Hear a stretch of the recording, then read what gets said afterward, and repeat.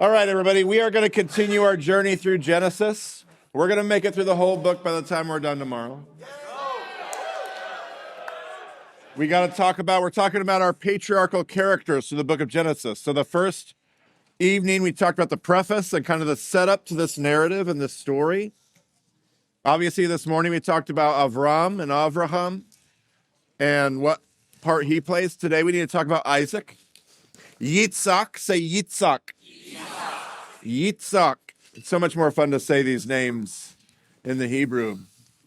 But we're basically going to stay in one chapter tonight. So chapter 26 of Genesis will be kind of on either end throughout, but we're going to kind of camp a little bit in Genesis chapter 26 if you've got Bibles and that's where you want to be. But first night we talked about the idea of belovedness, that it's very critical and central to God. Like, this is where God chooses to start his story.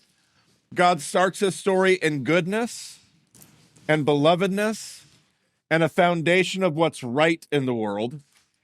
God does not start his story with all the things that are wrong in the world.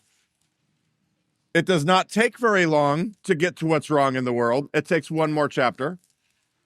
But that first chapter as a starting place is very important. So we started with that idea on the opening night, Friday night. We talked about the idea of belovedness being our foundation. Then we got up this morning and we talked about the idea of faith, trust. In the New Testament, there's a scholar, his name is Matthew Bates. Some people love him, some people hate him, but he's talked about the idea of faith in the New Testament being the idea of allegiance. Like wherever you see faith, he wants to translate it allegiance. And that's because in the New Testament, you have this Greco-Roman world and imperial kingdoms, and everything's shifted from the days of Abraham some, and faith has a particular meaning and application. And I like that. I love thinking about faith in terms of what did Abraham ultimately give his allegiance to, even though he didn't live in the same kind of imperial reality that you or I or even Jesus. He gave his allegiance to an idea that he was beloved. And even though he messed his story up, the belovedness outweighed his mistakes. The belovedness was greater and better, which we talked about this morning. Really, it's just the gospel of God's grace. And eventually we see that in Jesus on the cross. Yes, yes, yes, yes, yes. But that reality about who God is has always been true. And every time your New Testament wants to talk about the gospel, it seems to go back to one character. Abraham. Abraham knew what it was to trust in the love of God. And because he trusted in the love of God, it did overflow out of him. He was willing to lay his life down because he didn't need to preserve his life. Did he battle with fear and insecurity? Yeah, you better believe it. A lot. In fact, some of his stories are pretty dark and screwed up. In fact, when he goes back, when he does the same bad story with Sarah again, the first time with Pharaoh, it was like, okay, I kind of see what you're doing. Oopsie daisy. Hopefully you learn from it. When he does it again with Abimelech, you're like, oh, Abraham, no. But how many times if people were reading the story of our life, would they be like, oh, Marty, no, no. You learned that 15 years ago. What are you doing? No, don't do that again. No. But we left Isaac. We've already met him.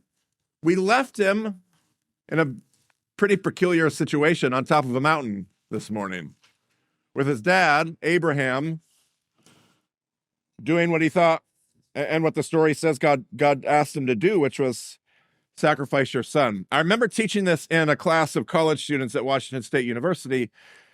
And I remember I was in class the next day. So it was like this lesson. And somebody raised their hand. They're like, Marty, I know that we're talking about this. I know we're talking about Isaac, but I had a question from last week. And I was like, well, I really don't want to go back, but go ahead, ask your question.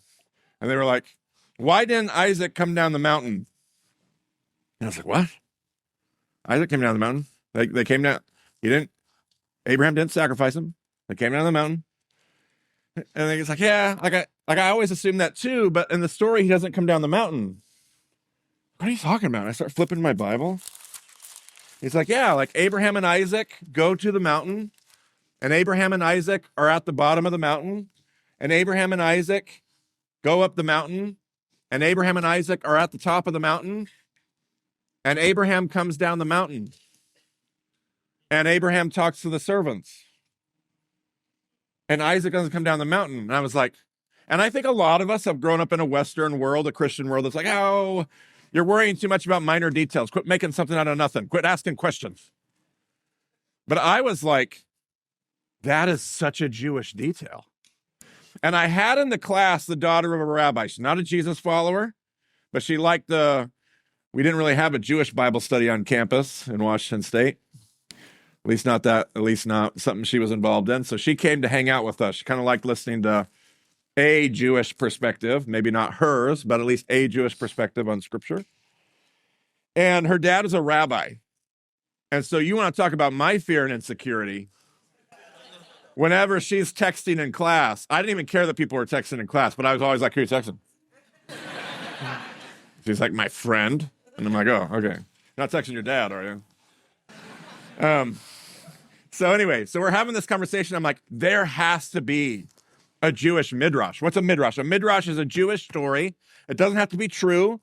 They don't tell these stories because of historicity. They tell these stories to try to point you towards something in the text. So a Jewish midrash, some of the Jewish midrash are crazy, like Noah getting castrated is a great example.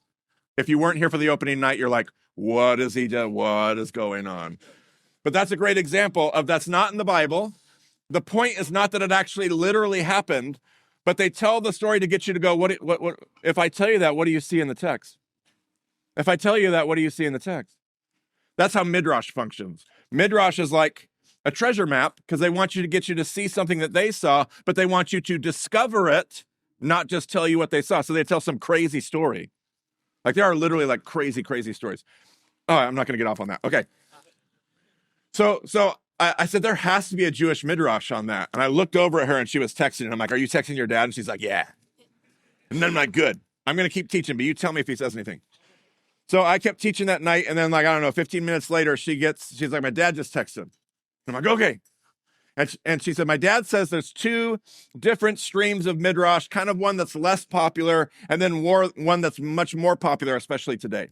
I'm like, okay, what's the first one? She says the first midrash says that and this is Genesis Rabbah. It predates Jesus. I'm not going to try to upset you, but I hate hiding things that are, so I'm like, you're big enough people to understand this or not, and it will be okay. So the first string of midrash, Genesis Rabbah, predates Jesus, says actually Abraham did kill Isaac on the mountain, and he didn't come down because he was dead, and then he resurrects 3 days later.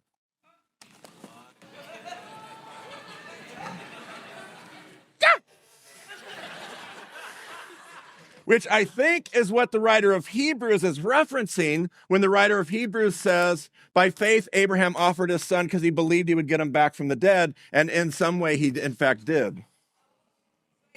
Yeah, that's in your Bible. So bam. Okay, but that's cool. But that's not the one I want to talk about. You're like, what? No, that's not the one I want to talk about. There's another one. There's another midrash. I was like, okay, tell me about it. And she says, this is one that's more popular today. And it says that Isaac was so traumatized by the event on top of the mountain, to which all God's people said, hello. Right? He's so traumatized that he does not come down with his father. He's so messed up that he won't go down with his father. And then he runs off and he lives with Melchizedek, which is like crazy, whatever. But do you know when you're reading your Bible, when the next story is Abraham, by the way, Sarah dies. Some midrash says she dies while Abraham's gone. When she dies, she's not living at home. He has to go to Hebron to get this family. It's like a lot of our families. I don't know if they're divorced or not. I don't know how that worked but she's not living at home in Beersheba with Abraham. God made a promise to us. We didn't talk about this story. You kicked out Hagar and Ishmael, And you just tried to kill our son, the only one we have left? The next story is Abraham telling Eliezer to go get a wife for Isaac, which we've read. He's not at home. When I heard that and I immediately started thinking about the next story, I just started weeping in class. Abraham has an estranged son. He doesn't even know if he's ever coming back home.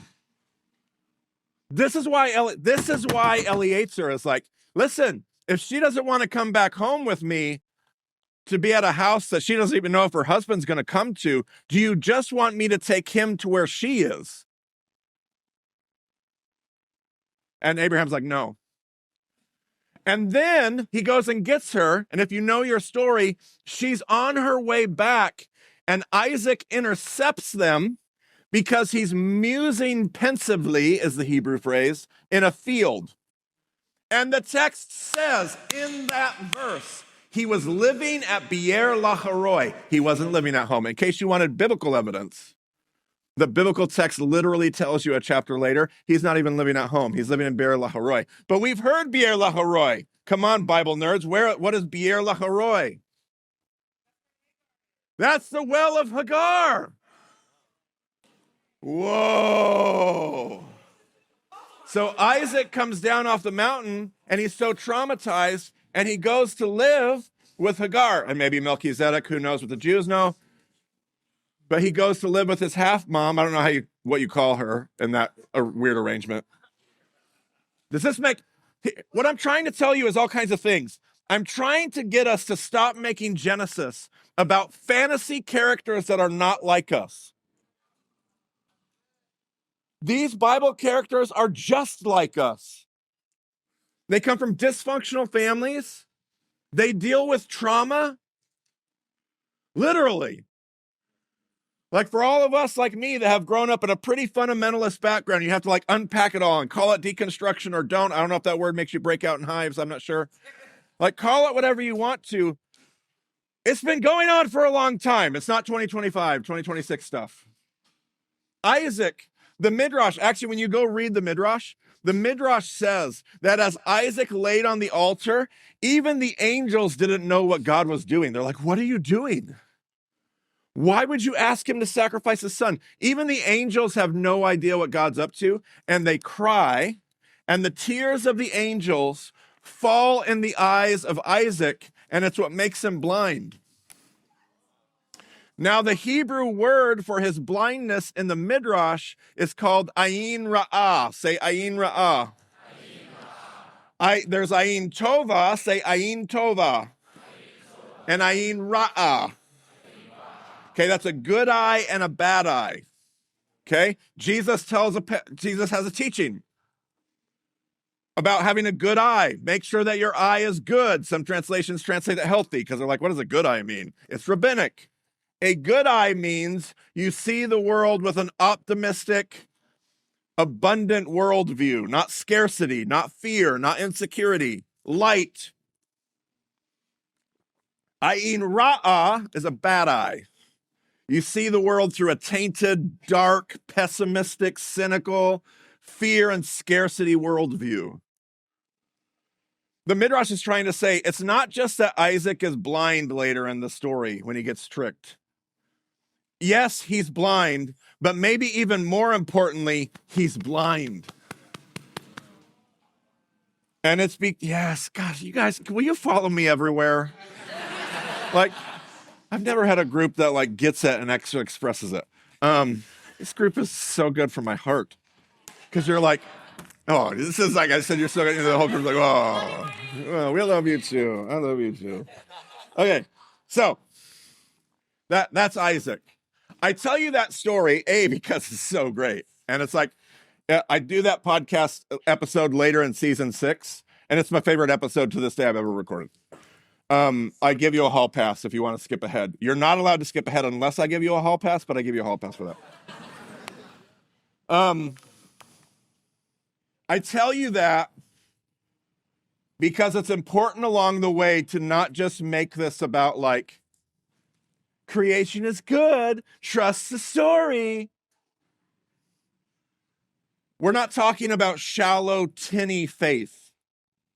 I'm wanting to show you that the faith we're reading about is like, it's about destructive, scarring, like real trauma, like the stuff that we sit and talk to our therapists about, that kind of stuff.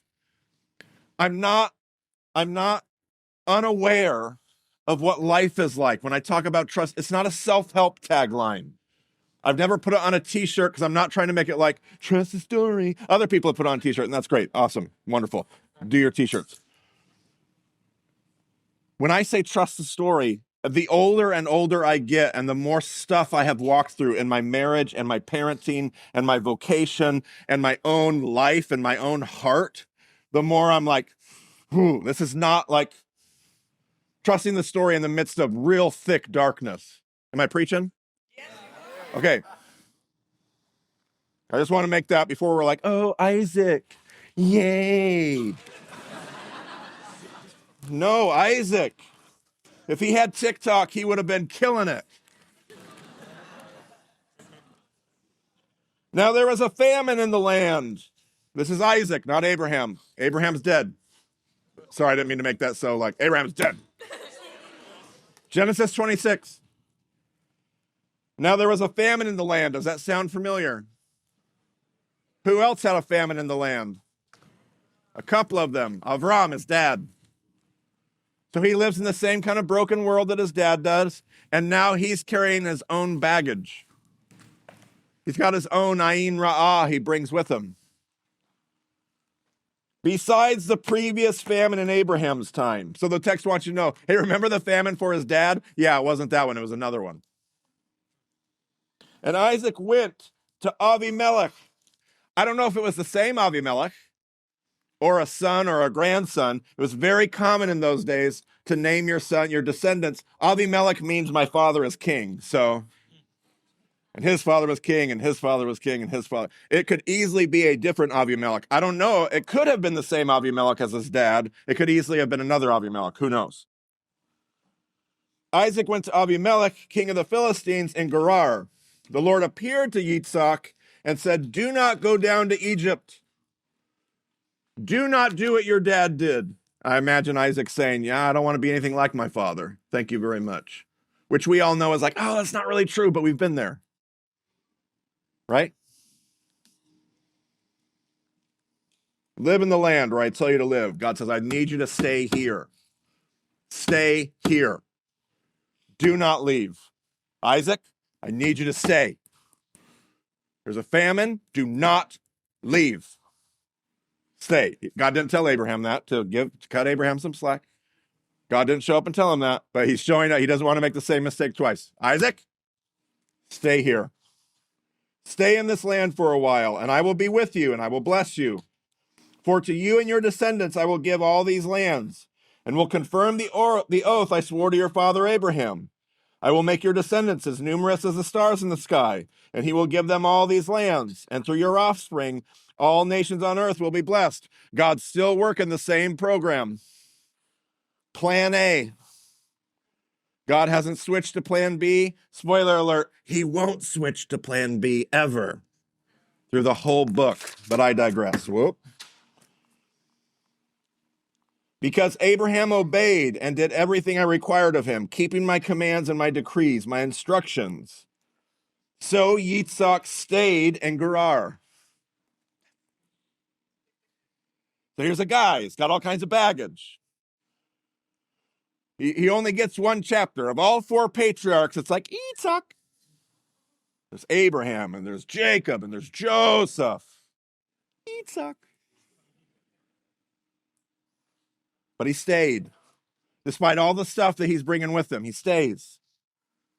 When the men of that place asked him about his wife, he said, she's my sister. Because he was afraid to say, she is my wife. Now, here's the difference.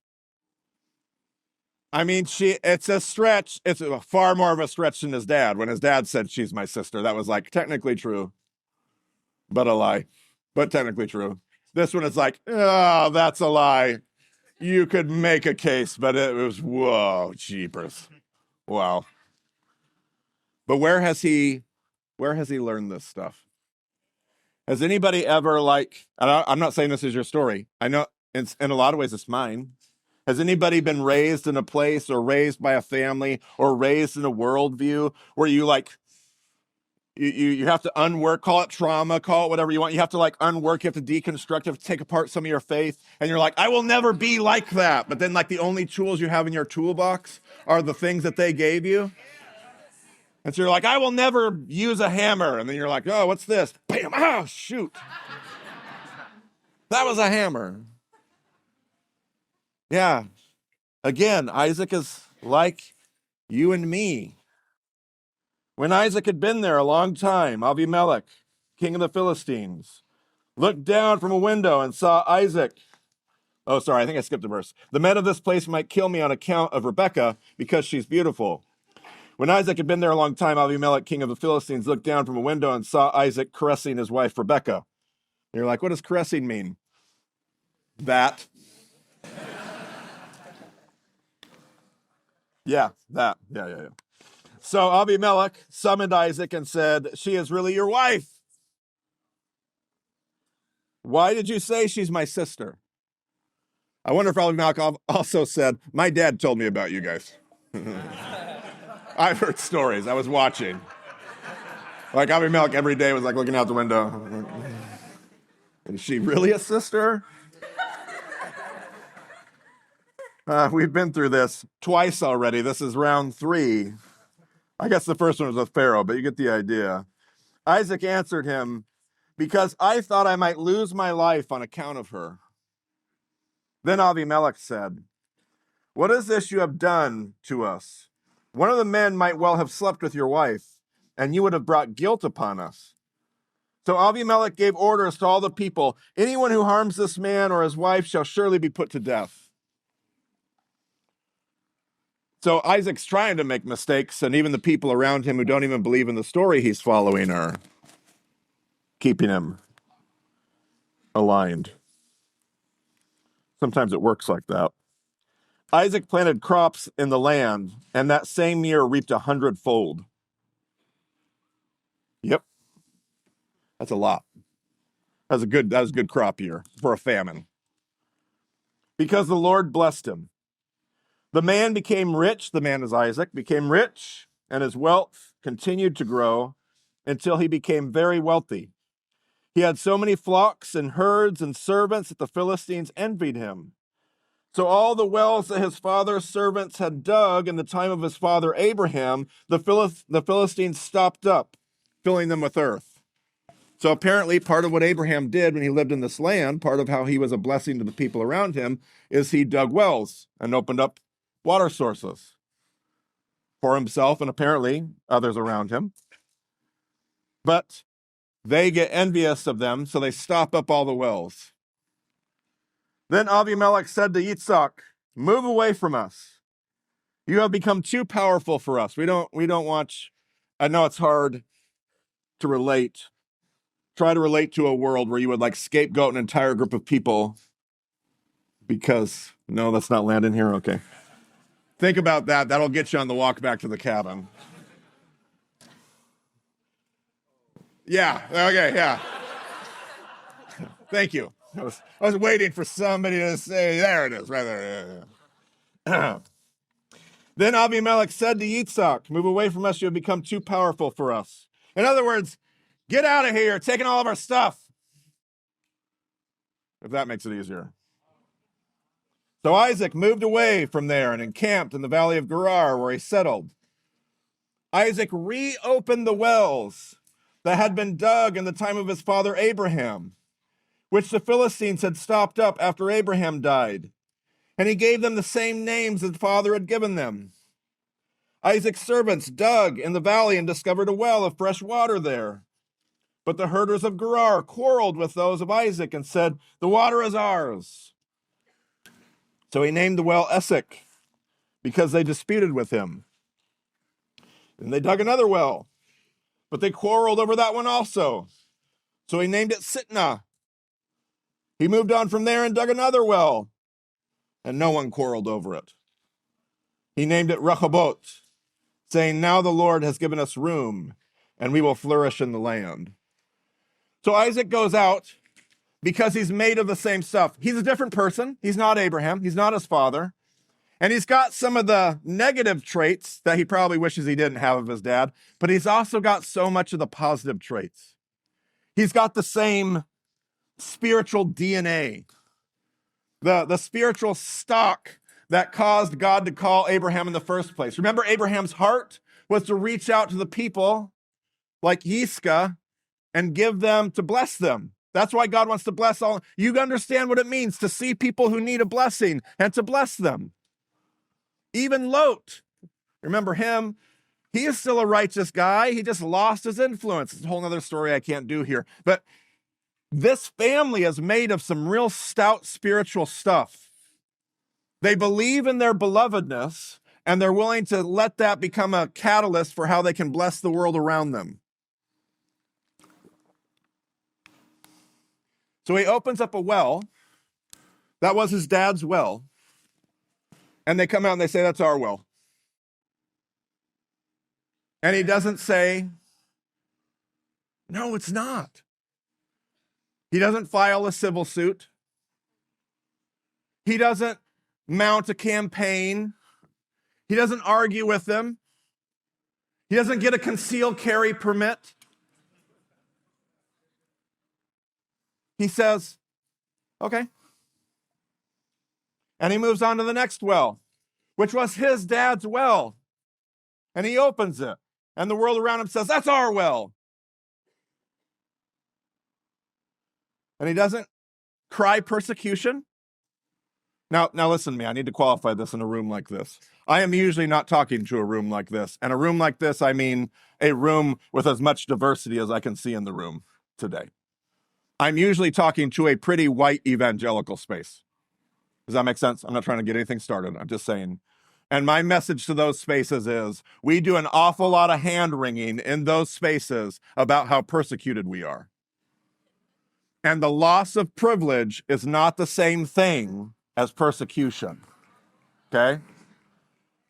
I don't know, because it's not my place to speak to other people groups about what this principle is, but I think there's probably wisdom here for all of us, but it's not my place to talk. I know that I occupy the top of the power pyramid, and I get to have conversations with the top of that power pyramid. The rest of you get to wrestle with what that means further on down the power pyramid. Does that make sense? I just want to be awesome about the gospel. And that's part of what the gospel does that's what makes a gospel-centered community so powerful.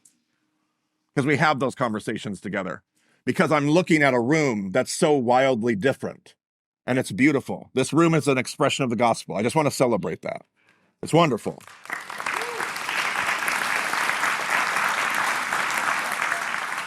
I cannot tell you the last time I sat in a worship service and sang a song that was not in my language. That wasn't just like a trendy, like we do this at VBS. And had everybody like cheer and singing at the top of their lungs. In a world that we live in today, I'm in Texas. That's the gospel. Okay? To like have the worship team that's up here and there's like songs and I'm like, yeah, this is my song, the goodness of God, I'm all over it. But then to have like, I am a friend of God. I'm like, this is not my song. This is not my song, but it's like, So.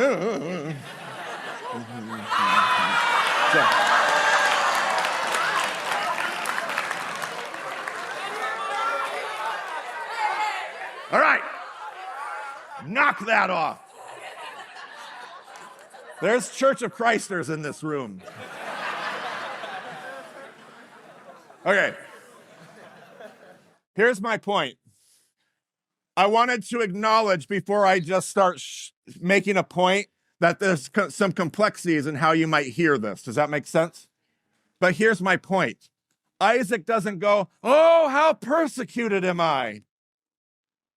Isaac doesn't, because if he plays, I don't want to say the victim card because that just carries so much loaded. But if he plays the persecution card, there's no teeth in his witness. He's got to bless the whole world.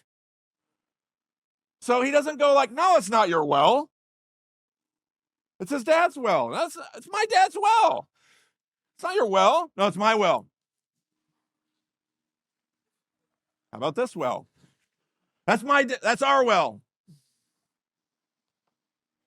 How about this well? You know that one. Okay. And guys, that lesson right there, those two paragraphs are not very American from either side of our ideological spectrum. That's not how we do it. But it's how Isaac does it. Isaac lives, even with all of his baggage and his trauma, and he knows what it is to be a victim. He knows what it is. And even with all of that, Isaac plants his feet in his belovedness and the mission that God gave his father and the thing that God's doing in the world. And he stays. And he's resilient. And he doesn't question everything because it doesn't work well. He's not like, God, they're all arguing about the wells. I really think it would go better if I were in Egypt. He stays. And he keeps being the kind of person that God needs him to be in Gerar. So we talked about our foundation of belovedness.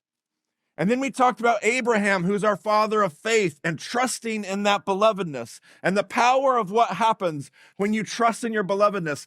Even as you make horrible mistakes, even as you unintentionally traumatize your kids, to all those folks sitting in the back who are not as young as the college students on the floor. I've talked to too many since recording that episode. I know, like, oh, geez, if I would have known what I know now, or if I would probably do it all differently. That's all a part of what it means to follow God. And in the midst of all that, if you plant your feet in your belovedness, watch what happens. So we have belovedness, and we have faith and trust, and now we have resilience. You have to grow roots. You have to get depth. You have to dig in. You cannot be blown and swayed by like, this isn't working out and life is really hard and I think I got it all wrong. Stay in the land. Stay in Gerar. There's more. From there, he went up to Beersheba. That night, the Lord appeared to him and said, I am the God of your father Abraham. Do not be afraid, for I am with you. I will bless you and will increase the number of your descendants for the sake of my servant Abraham. Listen, Isaac built an altar there and called in the name of the Lord. He pitched his tent there, and there his servants dug a well. Who did that? His dad on his best day. God shows up to Isaac and says, Isaac, you did it. It's just like Abraham. Like every time God shows up and is like, yeah, dude, high five. You know what it feels like to be on the other end of the high five? Are you serious?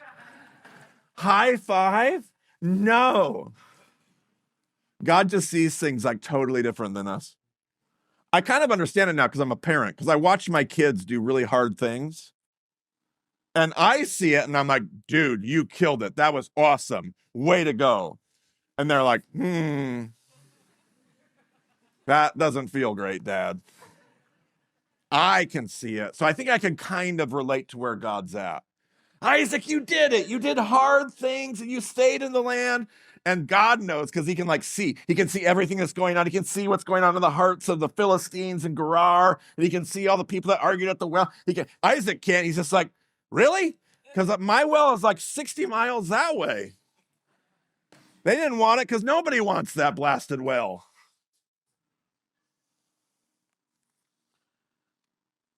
Meanwhile, Abimelech had come to him from Gerar with Ahuzat, his personal advisor, and Phicol, the commander of his forces. Isaac asked them, Why have you come to us, since you were hostile to me and sent me away? Isaac's got a bad eye. Isaac's a little tender and sensitive. Isaac thinks that everything is going to turn into a horrible situation. Isaac's like, why'd you come? And I totally get it. I totally get it. I'm not blaming Isaac. I would be Isaac too. Uh-oh. Here comes Abimelech. The last conversation we had was Abimelech saying he wanted me to get out of town and never wanted to see me again. Here comes Abimelech with the commander of his armies. Whew. This can't be good. They answered, we saw clearly that the Lord was with you.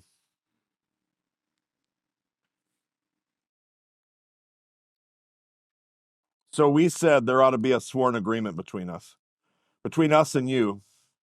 Let us make a treaty with you that you will do us no harm, but just as we did not harm you, but always treated you well and sent you away peacefully. And now you are blessed by the Lord.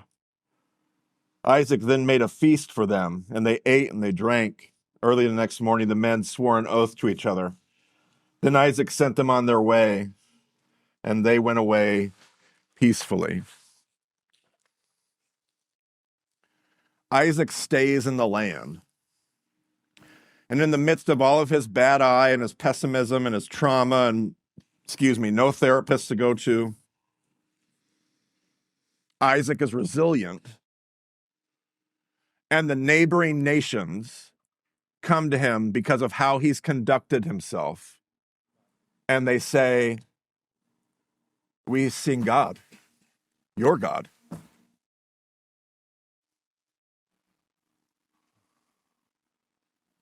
I wonder if they say that, if Abraham throws a big, huge fit and like gets on Facebook and is like, here's a meme about all those dumb people. I wonder if they're like, wow, we have seen God and that, but you owned us on Facebook, man. Your God is just incredible. Isaac played the long game. That does not feel good in the moment. And you cannot see any fruit from the seeds that you're planting. But he played the long game, and he played the long game, and he believed in hospitality, and he believed that his belovedness was enough. And he didn't have to fight for his belovedness because somebody else was trying to get loved. He just could be loved and serve other people. And eventually, at the end of this whole story, the other people show up, and they're like, man, we have seen God.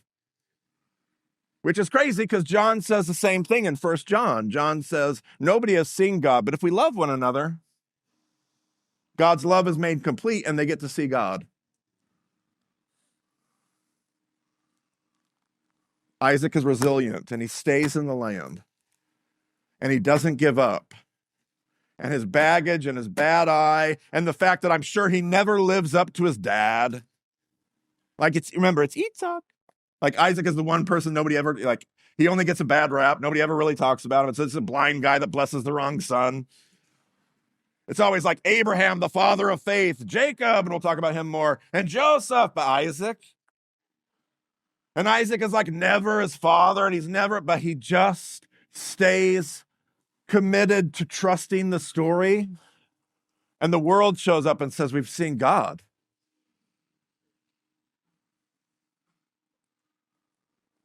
Brothers and sisters, we have got to change the way we posture ourselves in our culture here in America as Christians. I could not care less about political party. As followers of Jesus, especially as followers, this isn't even a follower, this is just an Old Testament patriarch with no Torah. We have the incarnated Christ who showed us what it was like, who did not go to a cross so that we don't have to. He went to a cross to show us how to. He told us that. Take up your cross and follow me.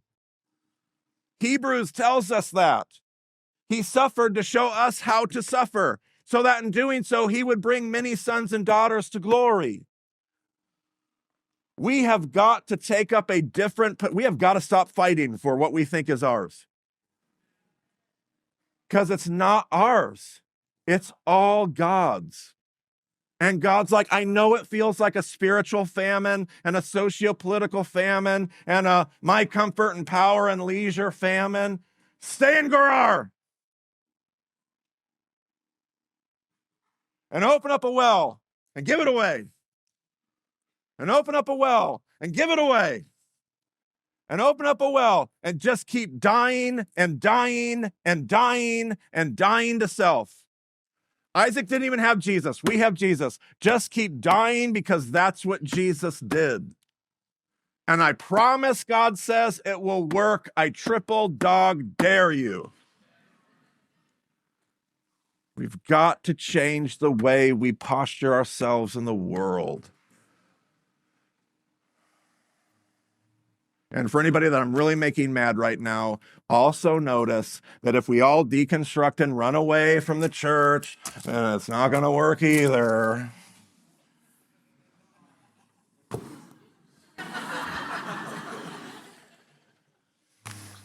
Stay. And I'm not saying there's not a time to go. I don't want to tell anybody that because then we stay in really crummy, stupid, abusive, destructive situations. There's a time to go. My point is stay. Stay in Gerar. Stay in Gerar and die to yourself and show the world what never-ending, unending, unfathomable, no bottom to it, bottomless love looks like. Show them. Show them a patience that knows no end. Reflect the same God that has shown you endless grace to you. Reflect that back to the world to the best of your ability. You will get it wrong. That's okay. God will cover that. He always has. Blood path. Okay. God will cover it. I'll close with this, and I'll close ahead of time. Look at me. So that we can have fun tonight. You guys can have fun. I'm going to go to bed. I'm going to walk off the stage. I'm leaving. Jesus talks about this story. Jesus talks about this story. You probably don't know it, but he does. He tells a parable.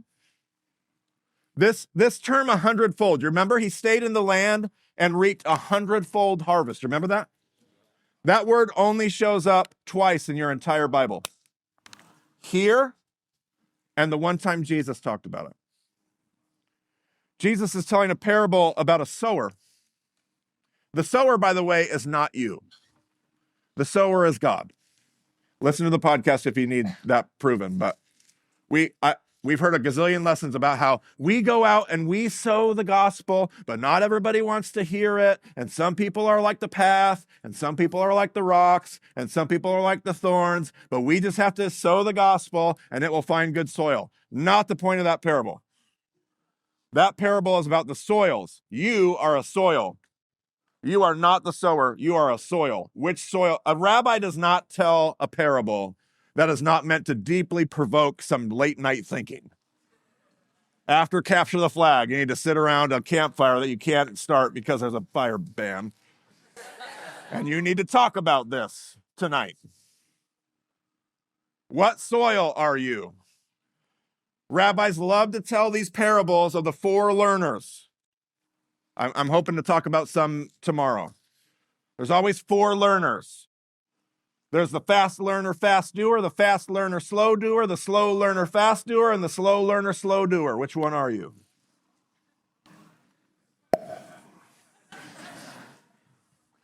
Fast learner, fast doer, fast learner, slow doer, slow learner, fast doer, slow learner, slow doer. Rabbis told another parable. Rabbis said there's a sponge, a funnel, a sifter, and a strainer. Which learner are you? The four learners. Which learner are you? Are you the one that takes in everything and keeps everything? Are you the one that takes in everything and loses everything? Are you the one that takes in everything and only keeps the bad stuff? Or are you the one that takes in everything and only keeps the good stuff? Which one are you? Four learners is always an invitation for you to reflect on which one am I? You are not the sower. God is the sower, and he wants to know, are you receiving the seed? So the question is, which soil am I? Not which soil are they, which soil am I? And Jesus tells this parable, and he says, well, some seed fell among the path. The birds came down and swooped it up. So they didn't understand anything. And some soil fell among the rocks. And it immediately sprang up because the soil was shallow. So you immediately got results, but there was no roots because it was rocky soil. And so the moment that trouble or persecution comes, they wither and die. Some seed falls among the thorns, which can take root, but the problem is that the thorns choke out whatever grows from the seed. But then there's some seed that falls among good soil, prepared soil, tilled soil, cultivated soil, soil that's had the thorns burned away, soil that's had the rocks taken out. And that soil, when it gets the seed, produces a crop. 100, 60, 30 times what was sown. And the disciples are like, Jesus, what does the parable mean? And Jesus is like, well, the seed that falls on the path are the ones that can't even hear the message. They can't even hear the gospel because whatever Satan is doing in their life, they can't even engage it at all. It just gets taken away before they can even hear it at all. Then there are some people who are the rocky soil. And they're the people that hear the word, the message of the gospel, and they're like, this is great and this is amazing, but they're not willing to do any of the work. They don't want to get the stones out of their soil. So that's just rocky soil. But the moment that trouble or persecution comes, they're like, this doesn't work for me. I'm out. There's no root. They're not rooted. That's a real struggle with Christians in our culture. Immediately, they love to hear the gospel. And they have like this amazing worship night. And by Tuesday, they're like, I can't even believe in Jesus. You've been there. There's probably many of us in the room. You're like, oh, shoot, he knows me. But then there's the one that's a real kicker for our culture. There's the seed that falls among the thorns. And Jesus says the thorns are the worries of this world and deceitfulness of wealth. But I got to get my degree because I got to get a job, because I got to have health insurance and benefits and retirement. Because if I don't do that, I'll never be able to live the good life. And so it just chokes out. And then there's good soil. And by the way, Jesus isn't just talking about understanding how do you get rid of How do you get rid of, let's say you're the path. Let's think like a Jew for a moment. If you're the path, what do I do? What if I'm the path? What do I do? Where do I go? Where's the answer going to be? It's always going to be in the text. Break up your unplowed ground and do not sow among thorns, Hosea said. Sow righteousness and reap the fruit of unfailing love. So this isn't about stopping my porn addiction and getting all my purity of my blah, blah, blah, blah, blah. I mean, that's great. Do all that, please. I'm sure you'll have those conversations here. You break up unplowed ground, not by worrying internally about all the things that are wrong with you, but by going out and opening wells and giving them away. By doing and engaging in goodness and shalom restoration. Not worrying about all the things but by getting out and doing all the amazing stuff that God wants to do in the world. According to Hosea, this is how a Jew thinks. They always think about, where is this in the text? What if I got stones? What if I got thorns? The thorns they burned away in the ancient world. They take out a little lamp, they put the lamp out in the field, the lamp burns all the thorns away. The rock, you've either got to dig out with your hands so how do I get rid of it? Jeremiah says, is not my word like a hammer? Is not my word like a fire and like a hammer that breaks the rock into pieces? Give yourself to this. Do you lack depth, root? Are you burdened by the deceitfulness and the worries of the world? Give yourself to this and see what happens. Whatever you do, stay in Gerar. That's Jesus's point of his parable. Because the good soil does what? It bears a crop 100-fold. And Jesus goes, you're going to have to be like Isaac. And here's the good news. Isaac's just as broken and screwed up as you are. Isaac's just as broken and traumatized and got more stuff he needs to deconstruct than anybody in this room. Isaac's a hot mess. Isaac's got ayin ra'ah just kind of oozing out of his bones. But he stayed in Gerar. And God did something with his resilient faith. So whatever you need to do, it will not be if it's going to do its thing, it will not be something that you'll give yourself to for the next few months. It will be something you give yourself to for at least a very substantial chapter of your life. Things like getting into this. If you need to break up some rock because you lack depth, memorize one verse a week. Is not my word, God says, like a fire and like a hammer that breaks the rock into pieces? One verse a week. That's 52 verses a year. I'll even give you 2 weeks vacation because any good organization does that. That's 50 verses a year. One verse a week. One verse a week. You could do more, but I'm not asking you to do more. And don't do more to begin with because then you sabotage the whole project. I think you end up like, oh, I knew I couldn't memorize a text because you took too much on. One verse. One verse a week for the next year. Do not tell me that 50 verses of this in your heart God will not use to radically transform your life. What can God do when those same 50 verses are ready to come out of you for somebody else?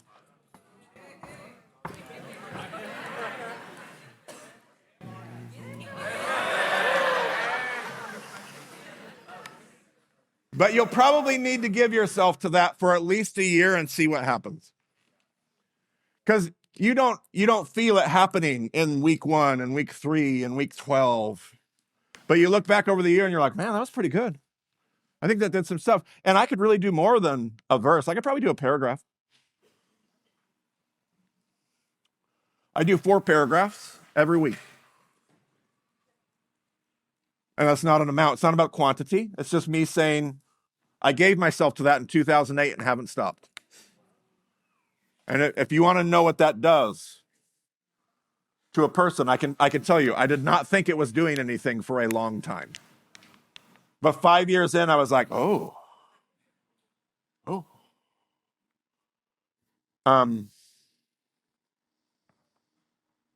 If you want to make a difference in a place, if you want to go do an